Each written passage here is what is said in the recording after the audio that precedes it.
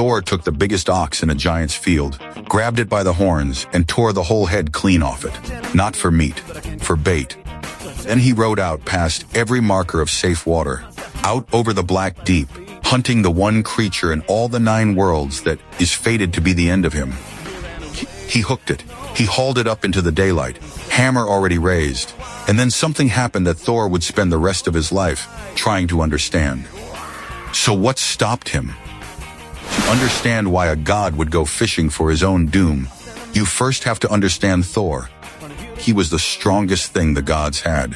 When the frost giants leaned on the walls of Asgard, Thor was the wall. One hammer, Mjolnir, and an appetite for a fight that no feast in the north ever quite filled. He had a flaw you could see coming from a long way off. Thor did not stop. Thor did not back down. Tell him a door was locked, and he would take out the wall beside it. It had saved the other gods 100 times over. It was also, very quietly, going to cost him everything he had. Because there was a prophecy hanging over his head. And Odin, who collected prophecies the way other kings collect gold, did not repeat this one lightly.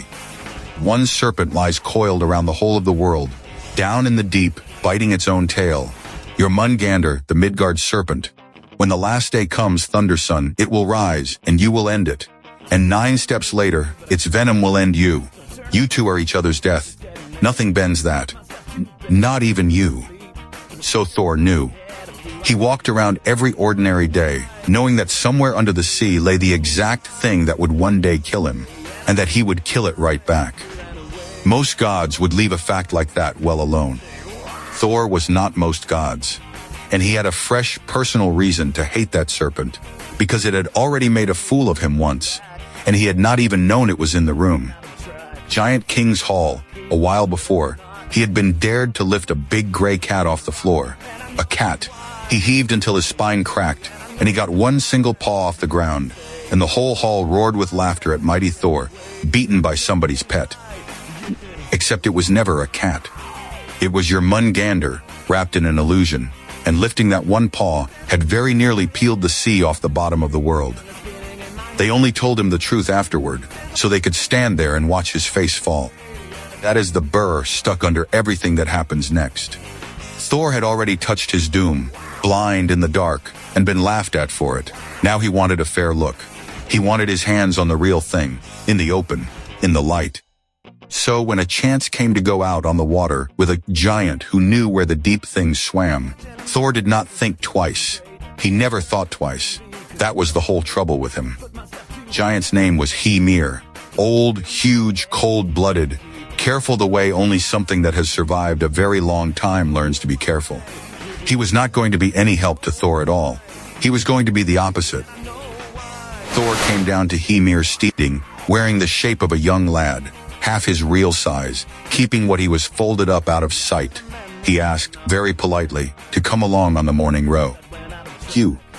A scrap of a thing like you will freeze to the bench before we clear the shallows, and you will be whining to go home long before I have caught what I row out for. Sit by the fire, boy. The open sea is no place for children. Thor's hands closed very slowly into 2 fists. He wanted so badly to show this old giant precisely what kind of child had come to stay. He held it in, only just. I will row. I will outrow you, old man, and I will still be pulling when your arms have quit. Point me at the water. Hymir looked at him a moment, longer than was comfortable. Then he shrugged, the way you shrug at a thing that is about to become somebody else's problem. Fine. If the boy rows, the boy brings his own bait. I share nothing. Go on then. Let us see what a little lad like you can carry. That was exactly the wrong thing to say to Thor. Out behind the stading, Hymir kept a herd of enormous black oxen, the treasure of all his land, and Thor walked straight in among them. He looked them over the way you would look over a market stall. Then he chose the largest bull in the whole field. Hymir, the giants named that one. Heaven Bellower, a beast the size of a barn. He took it by both horns and pulled the head clean off it in one motion, and slung the thing over his shoulder like a sack of barley, and walked back down to the boat without hurrying. Hymir watched the best animal he owned come apart in a boy's bare hands, and went another shade paler, under his gray beard. He was starting, a good deal too late, to wonder exactly who had knocked on his door. A bait. So they pushed off, Hymir at the oars to start. Thor up in the bow with an ox's head and a hook the size of a ship's anchor across his knees. And for a little while, it was almost pleasant out there. Never lasts. Not with Thor in the boat. Hymir rowed them out to his usual ground, the place where the water turns from green to gray, and he shipped his oars with a grunt. Here. This is the edge of it. This is where I take whales and row home in one piece. We fish here, boy. We do not go past this line. Nobody does. Thor looked at the gray water under the boat. Then he looked further out, at the darker water beyond it, where the swell moved wrong. Slow and heavy, like something huge underneath, was breathing in its sleep. And he reached down and picked up the oars. This is a pond. I did not row all this way for whales. And he rowed, straight past Hymir's line, past the last of the gray, and out into the deep black, the water where the seabirds turn back, and the daylight gives up trying to reach the bottom. Hymir gripped the bench with both huge hands. That is far enough. Boy, that is far enough. There are things down under this water older than your gods, and they do not care for a hull shadow sitting over them. Turn us around. Turn us around now. I am telling you. Thor kept rowing. Every warning the giant threw at his back was simply one more reason to take another stroke, and he could feel it now down below the keel. Something vast, something patient.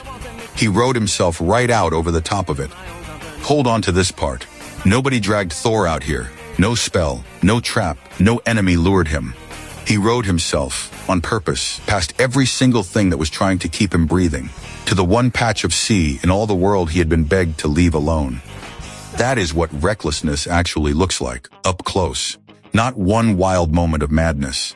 100 small, stubborn strokes, each one perfectly reasonable on its own, carrying you somewhere no reasonable soul would ever go. And when he finally lifted the oars and let the boat drift to a stop, and everything went flat and still and silent on the black, even Thor dropped his voice down low. Here it is right here under us. I can feel it. Hymir did not answer him. Hymir had gone the exact color of the water. He knew precisely what was lying underneath them, and he knew there was no quiet way back out of this now. Thor took up the ox head, forced the great hook up through it until the point stood clear and dropped it over the side. Down it went, turning slowly, a pale shape swallowed into the dark, sinking toward the floor of the world. For a long time, nothing, only the line hissing out over the gunwale, further and further, deeper than any fishing line has a right to go. Then it stopped. Then it moved. Far down in the black, the Midgard Serpent opened its mouth for the ox head, and the barb bit deep into the roof of its jaw. And Jormungandr, who had lain coiled and sleeping around the whole earth since the beginning, came awake in a cold fury. The line snapped taut like a plucked bowstring. The bow of the boat slammed downward, and straight up the rope and into his shoulders, Thor felt the entire living weight of the thing that fate had promised would be the end of him. There you are, there you are. Come up here and look at me. He set his feet and he pulled, and the serpent pulled back, and it was heavier and stronger than anything Thor had ever had on the other end of anything in his life. So Thor drove down through his legs to get his whole back into it, and his heels went straight through the bottom boards of the boat, through the hull, down through the cold water, until he was planted on the seabed itself, standing on the floor of the ocean and hauling. Board by board, the serpent came up. The whole sea began to boil white around the line. Hymir was bailing and praying and clinging to the mast with both arms, watching a boy stand on the bottom of the sea and lift the unliftable up out of the deep. It was working. That is the part nobody warns you about. It was actually working. Thor was winning. The head of the world-serpent was rising up out of the black, right alongside the boat, exactly the way the prophecy had promised it would on the last day of all things. Except, this was not the last day of all things. This was an ordinary afternoon, and Thor was about to have his own doom hanging at arm's length, years ahead of schedule, with a hammer on his belt and nothing at all between them but a little sea air. The head broke the surface, came up streaming, the size of a longship, and it filled the entire side of the world, Two eyes like drowned moons, swung around, found Thor, and fixed on him. And Thor, up to his chest now in his own sinking boat, grinned back at it like a man who has finally run into someone who owes him money. This was the exact look the prophecy was built out of.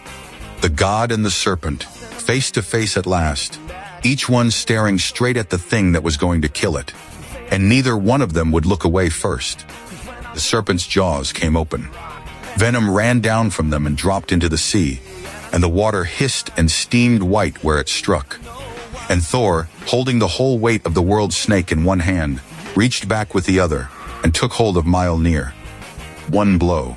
That was all it would take. One blow, here now, years before the appointed morning, and the creature fated to be his end would be finished long before it ever got its chance at him. He lifted the hammer high over his head. The whole gray sky seemed to lean down to watch. And this, right here, is the moment the whole story turns over. 'Cause Hymir was not watching the hammer at all. Hymir was watching the serpent's eyes, and somewhere deep in that ancient giant, something simply broke. This was the end of the world itself, come early and uninvited, rising up out of the sea to swallow one small boat, and he was sitting in it. No, not here, not with me in this boat, you madman. You will drown the whole of creation just to land one throw. Hymir snatched up his gutting knife, and with two blind, panicked saws of the blade, he cut Thor's fishing line clean through. Tension vanished all at once. The great head, already tipping forward into the shadow of the raised hammer, dropped. Back down the side of the boat, back into the boiling white, back down into the black, and gone. Thor swung anyway.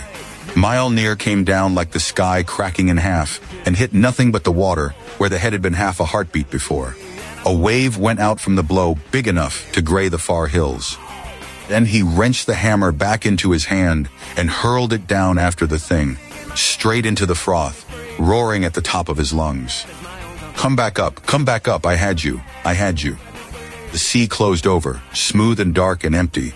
No serpent, no second chance. Just a cut rope trailing off the bow, and one enormous giant lying flat on the boards with his eyes squeezed shut, waiting to learn what a robbed and furious thunder god does next. What Thor did next, he did without one word. He turned, reached down, and knocked Hymir clean off the bench and over the side into the cold gray water with the back of his hand. Then he waded to shore. Not rowed, waded. He tucked the wrecked boat under one arm, stepped down out of it through the hole his own feet had punched in the hull, and walked home along the floor of the sea, leaving the giant to splash his own way in. Should have felt like a defeat. Somehow it sat even worse than that. Because Thor kept turning the thing over in his head, and the numbers would not come out the way his anger wanted them to. He had not lost. That was the strange part, the part that itched. He had the serpent up. He had the hammer raised. By every law of strength that Thor had ever lived by, he had already won. And then the win had simply been lifted off the table by a frightened old man with a kitchen knife. And that was the thought that would not lie down. The whole long walk home under the waves. 'Cause if Thor was strong enough to haul the world-serpent bodily up out of the deep, and he was, everyone in that boat saw it, and if one giant's panic was genuinely all it took to stop him cold, then something in the sum did not fit. A knife does not beat Thor. Nothing in all the 9 worlds beats Thor with a kitchen knife. Unless the knife was never really the point. Unless the serpent had never been his to keep today, no matter how high he lifted it out of the water, because it was already promised, in full, to another morning. That is the moment it finally settled on him, cold as the seawater filling his boots. He had not been stopped by Hymir at all. He had been stopped by the prophecy itself. He had rowed out to cheat his own ending, and his ending had calmly let him haul it all the way up to the surface, let him look it dead in the eye, and then quietly slid back down into the dark to go on waiting for the proper day. You do not get to skip ahead to the end. Not even if you are Thor. Maybe especially if you are Thor. The serpent went back to circling the world, down there in the deep, biting its own tail, exactly where it had always lain. Nothing at all had changed. Everything had. Because now the two of them had looked at each other. Now they had both seen how it was going to go. It is worth sitting a moment with what actually happened out on that water, because it is very easy to miss underneath all the shouting. Thor did everything right by his own lights. He was brave far past the point of good sense. He was strong far past the point of nature. He rode out further than any hero would have dared, and he hooked the unhookable, and he lifted it up into the daylight with his own 2 hands. Not one bit of it counted, because he was wrestling the single opponent that raw strength has no grip on at all: time. The recklessness that made Thor magnificent, the never stopping, the never once backing down, is the very same thing that carried him out over that black water to begin with. His courage and his doom were never 2 separate things. They were one thing, walking around wearing a hammer. He could catch his death. He could haul it up and hold it and stare it in the face. He simply could not have it one single day earlier than it was owed to him. And here is the part that should keep you up. Maybe Hymir did not save the serpent at all. Maybe the serpent was never once in danger out there. Maybe cutting that line was the one thing a terrified old giant was always going to do, precisely so the world could keep turning until the day it was finally meant to stop. So who was really holding the knife out there? The coward, or fate using a coward's hand? Either way, the lesson floats up on its own, cold and clean. You can drag your fate all the way to the surface. You still do not get to pick the hour it drags you back down. Thor learned that much with his boots full of the sea and a cut rope in his fist, and he would learn it one final time, for keeps, on the day the prophecy at last came due, the day the histories call Ragnarok. Oh, that is the day Thor went fishing for the end of the world, and reeled it right up to the surface, and had it taken away from him by a giant's nerve, and a fate that was not finished with either of them. Which leaves the hard little question this old poem drops in your lap and just rows away from. When Thor raised that hammer, was Hymir a coward who ruined the one chance to end the world-serpent early? Or was he the accidental hand of fate, the only thing standing between Thor and a mistake that would have unmade everything? Tell me who you would trust with that knife down in the comments. I read them. Cause the serpent did rise again, one last time, on the final morning, and that time there was no line to cut and no rowing away, and only one of the 2 of them walked off the field afterward. Barely, and not for long. That is a story all its own. There is a new forgotten myth here every week. Subscribe, and stay for the gods the history books left circling in the dark. The forgotten Pantheon is only beginning.